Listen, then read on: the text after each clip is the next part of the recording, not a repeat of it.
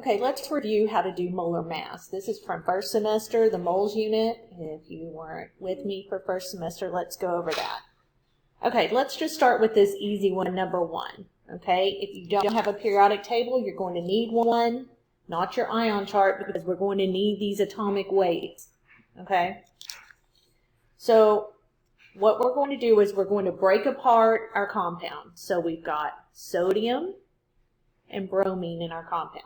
How many sodiums? How many bromines? Well, there's only one there because there's no numbers. And how many bromines? 1. Okay, that's how many atoms of each we have.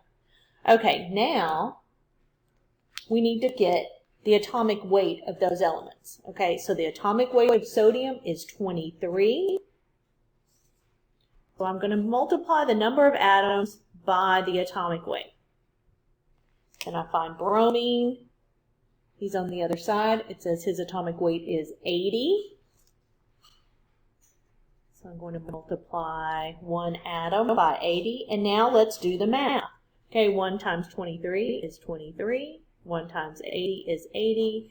And then we're going to add those up. And we're going to get 103 grams for this sodium bromide.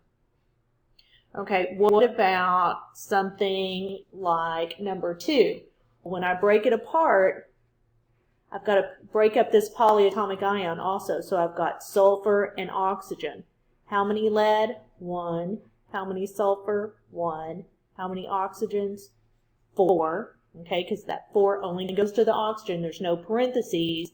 And then again, go to your periodic table and get the atomic weights. Okay, lead's 207.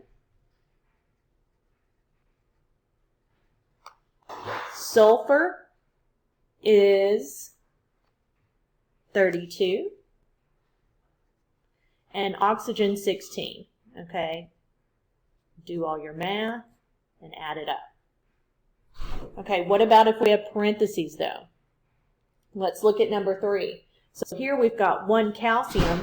But here we've got parentheses with the 2 outside. So how many oxygen do we have? 2. How many hydrogen do we have? 2. And then we'll repeat the process from here. Okay, let me know if you have any questions.